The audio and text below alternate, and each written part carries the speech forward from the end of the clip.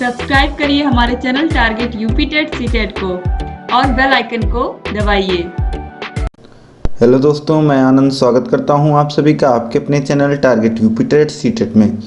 दोस्तों, जैसा कि आपको पता है कि थर्ड सेमेस्टर में दीक्षा ऐप के माध्यम से जितने भी सब्जेक्ट के कोर्सेस आपको करने हैं, सभी कोर्सेस के जो ऑब्जेक्टिव असाइनमेंट्स हैं उनको हम लोग करा रहे हैं दीक्षा ऐप में।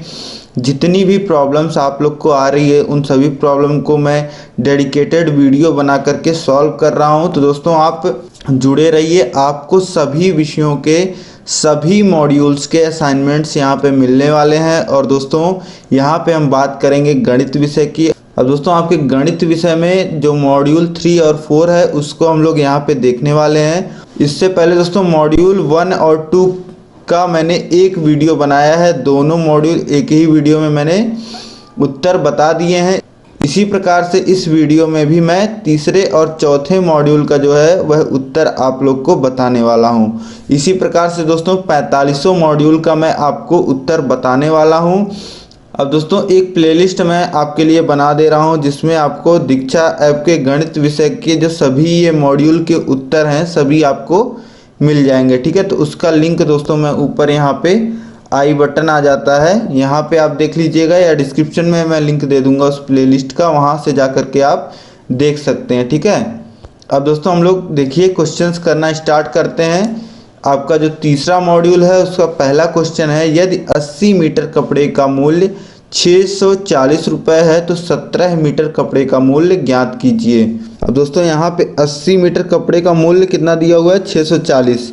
तो अगर 1 मीटर का हम लोग निकालना चाहें तो हम लोग क्या कर सकते हैं, 640 में 80 से भाग दे सकते हैं। शून्य से शून्य कट जाएगा दोस्तों, और 8 से 64 कटेगा 8 बार में। ठीक है, तो 1 मीटर कपड़े का जो दाम आपको मिल जाएगा वह 8 रुपये मिल जाएगा। ठीक है, तो इसी प्रकार से 17 मीटर कपड़े का दाम कितना हो जाएगा, 17 मीटर कपड़े का दाम अगर हम लोग निकालना चाहें तो 17 गुणे 8 करना पड़ेगा। ठीक है, और ये आता है 17 अट्ठे कितना होता है, 17 अट्ठे 136 होता है।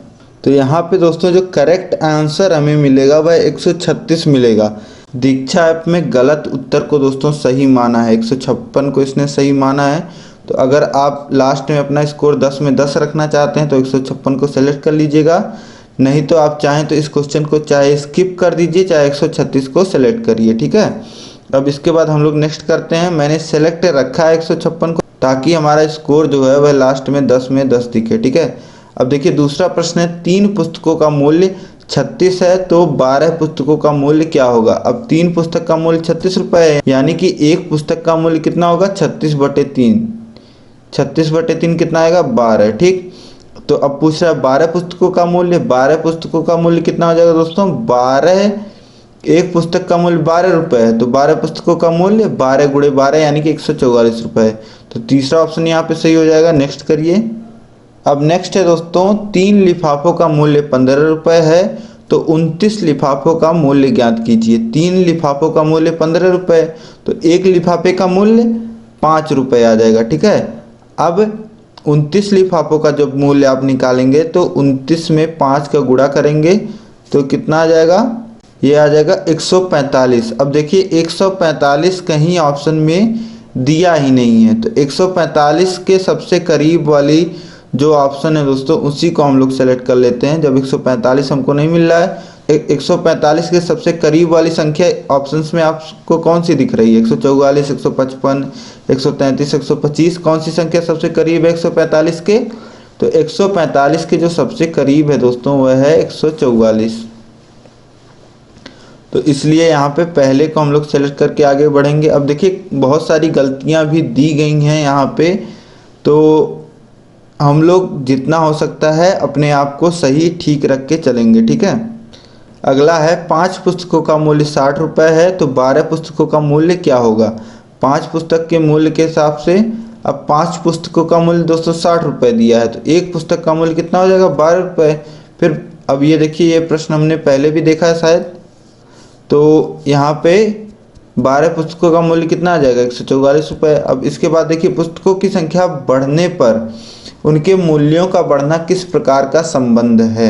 अब यहाँ पे दोस्तों पूछ रहा है प्रश्न में कि पुस्तकों की संख्या अगर बढ़ाई जा रही है तो उसके मूल्य भी बढ़ रहे हैं, तो यह किस प्रकार का संबंध होता है। अब दोस्तों पुस्तकों की संख्या एक राशि है और पुस्तकों का मूल्य दूसरी राशि है, तो पहले राशि के बढ़ने पे अगर दूसरी राशि बढ़ रही है या पहले राशि के घटने पे दूसरी राशि घट रही है, मतलब कि अगर एक बढ़ रहा है तो दूसरा भी बढ़ रहा है और पहला घट रहा है तो दूसरा भी घट रहा है, अगर ऐसा हो रहा है दोनों साथ साथ चल रहे हैं तो उसको हम लोग बोलते हैं अनुलोम संबंध, मतलब सीधा संबंध होता है।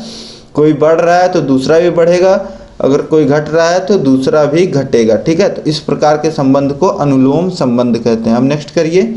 अगला प्रश्न है दोस्तों, एक कार 30 मीटर प्रति सेकंड की चाल से चलती है, 1 घंटे पश्चात वह कितनी दूरी तय करेगी।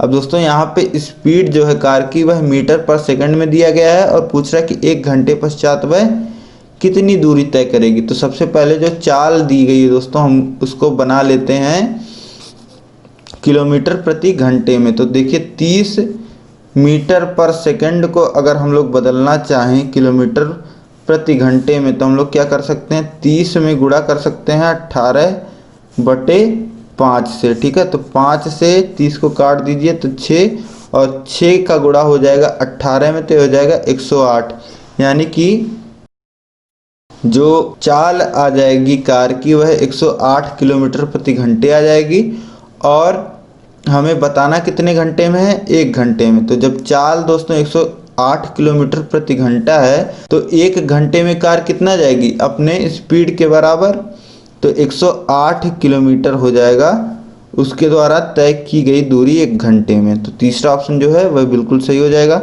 इसके बाद देखिए यदि 4 किलोग्राम चाय की कीमत 420 रुपये है तो 12 किलोग्राम चाय की कीमत क्या होगी।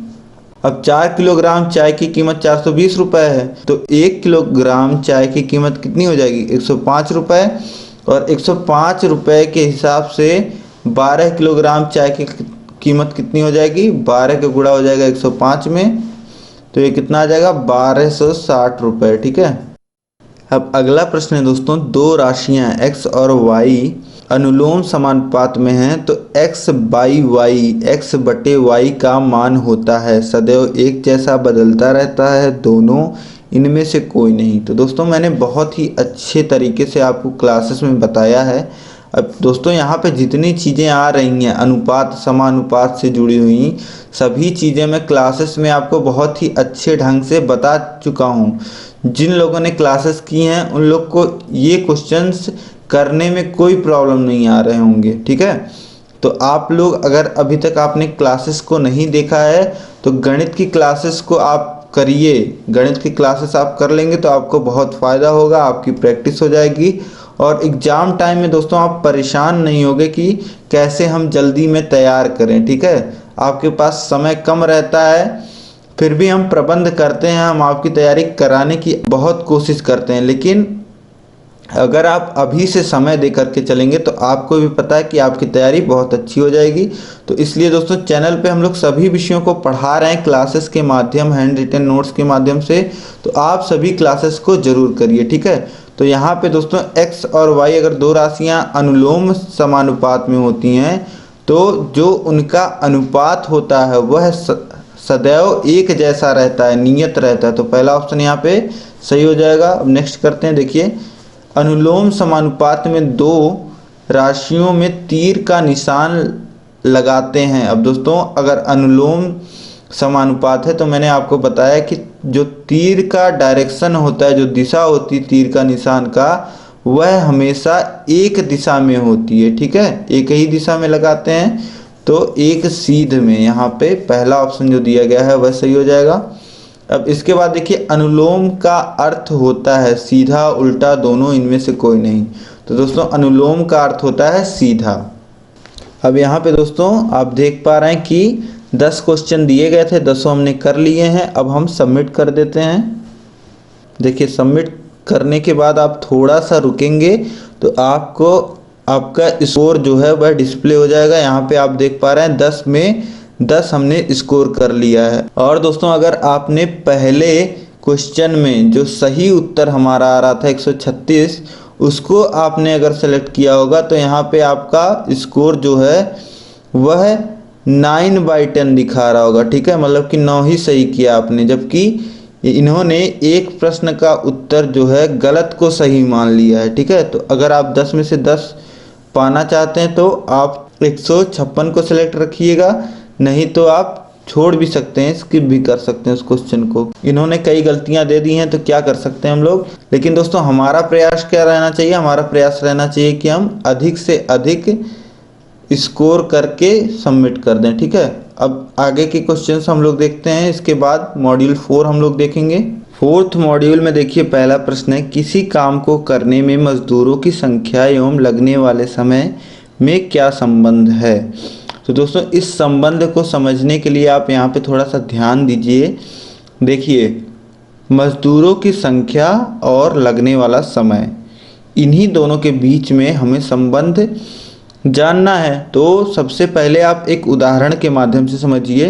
मान लेते हैं कि आपने कहीं पे ज़मीन ले रखी है और वहाँ पे आपको घर बनवाना है, ठीक है। अब दोस्तों मान लेते हैं कि 10 मजदूर आप रखते हैं और वह 100 दिन में आपका घर बना करके कंप्लीट कर देते हैं, ठीक है। लेकिन अब यहीं पे अगर दोस्तों आप 20 मजदूर रख दें तो क्या होगा, जो 100 दिन जहाँ पे लग रहा है वहाँ पे कुछ कम दिन लगेंगे।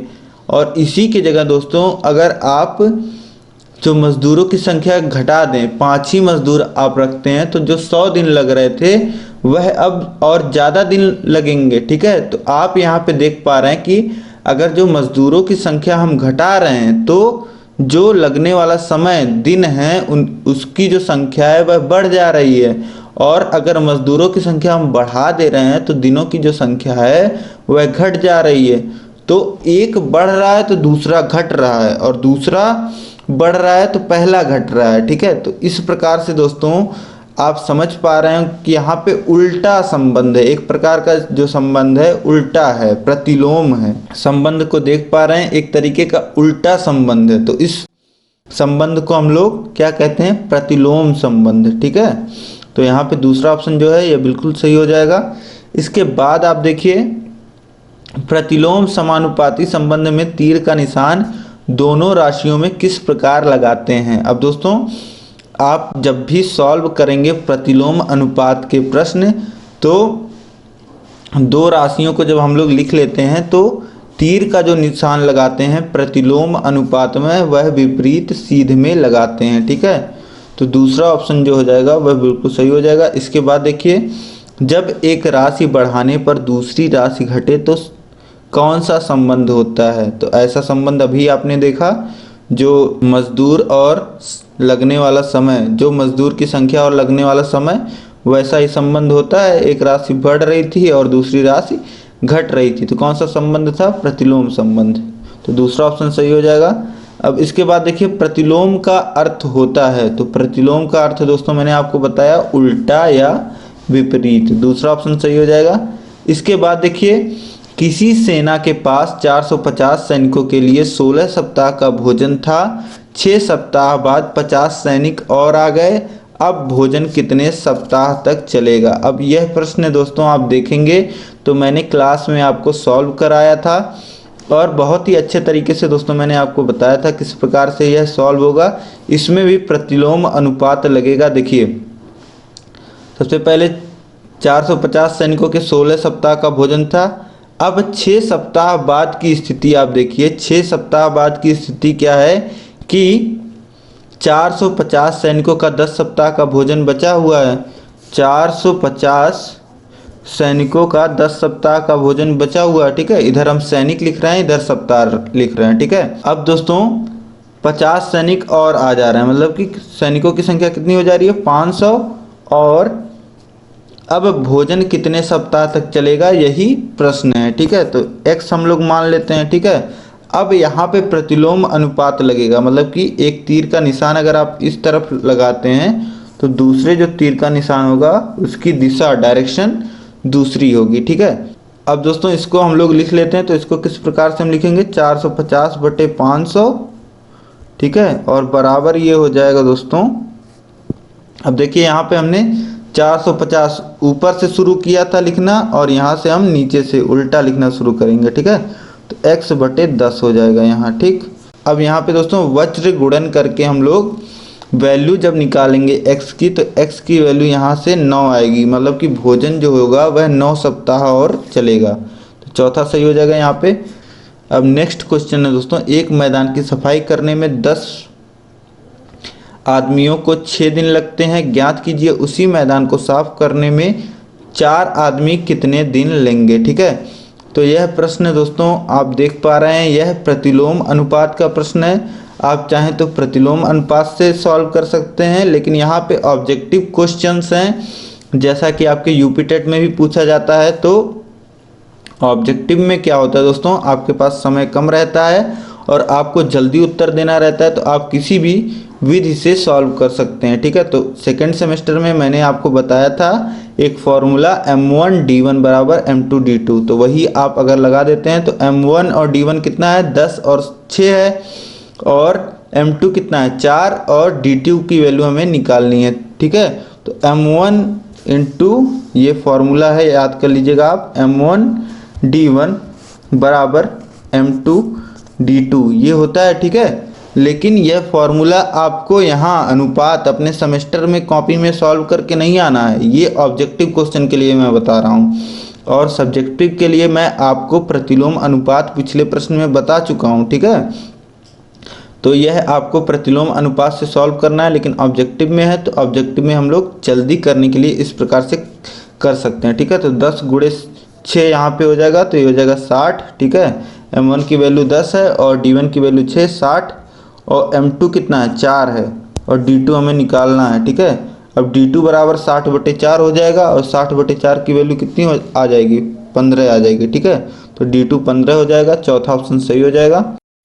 इसके बाद देखिए प्रश्न है, 12 आदमी किसी काम को 45 दिन में पूरा करते हैं, 18 दिन में काम पूरा करने के लिए कितने आदमियों की आवश्यकता होगी।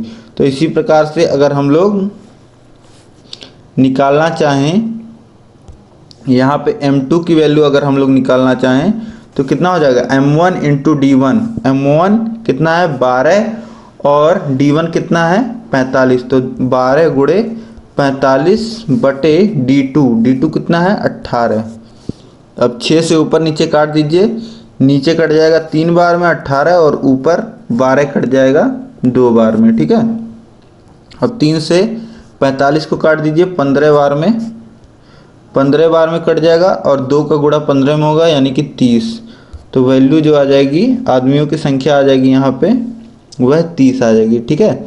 अब इसके बाद नेक्स्ट क्वेश्चन देखते हैं, यही प्रश्न इसी प्रकार का प्रश्न है। देखिए, यदि 10 पुरुष किसी काम को 20 दिन में करते हैं तो बताइए 8 पुरुष उसी काम को कितने दिन में पूरा करेंगे। यहाँ पे भी वही फार्मूला लगा दीजिए, m1d1 बराबर m2d2, ठीक है। तो 10 गुणे 20 यानी कि 200 हो जाएगा, और 200 के बटे 8 कितना आ जाएगा दोस्तों, यह आ जाएगा 25। तो चौथा ऑप्शन जो है वह बिल्कुल सही हो जाएगा। इसके बाद देखिए 8 आदमी एक काम को 24 दिन में करते हैं, तो 16 आदमी उसी काम को कितने दिन में करेंगे। यहाँ पे सीधे आप देख पा रहे हैं आदमियों की संख्या जो है दूनी हो जा रही है, तो दिनों की जो संख्या होगी वह आधी हो जाएगी। तो दूसरा ऑप्शन जो है 12 वह बिल्कुल सही हो जाएगा। अब इसके बाद देखिए 12 आदमी किसी काम को 45 दिन में पूरा करते हैं, तो 18 दिन में उसी काम को पूरा करने के लिए कितने आदमियों की आवश्यकता होगी। अभी हमने इस प्रश्न को किया है और उत्तर हमें कितना मिला था 30। तो यहाँ पे 10 क्वेश्चन दिए थे, 10 हमने दोस्तों कर लिए हैं। अब सबमिट पे क्लिक कर देते हैं। सबमिट पे क्लिक करने के बाद दोस्तों आपको आपका उत्तर मिल जाएगा। यहाँ पे आप देख पा रहे हैं आपका जो स्कोर है वह आ गया है 10 में से 10, ठीक है। तो इस प्रकार से दोस्तों आप पूरे में पूरा स्कोर कर सकते हैं, और इसी प्रकार से आप आगे भी स्कोर करें अपने सेमेस्टर की परीक्षाओं में, अपने यूपी टेट की परीक्षाओं में। तो जो क्लासेस दोस्तों हम चला रहे हैं उन क्लासेस को आप बिल्कुल भी स्किप मत कीजिए, ठीक है।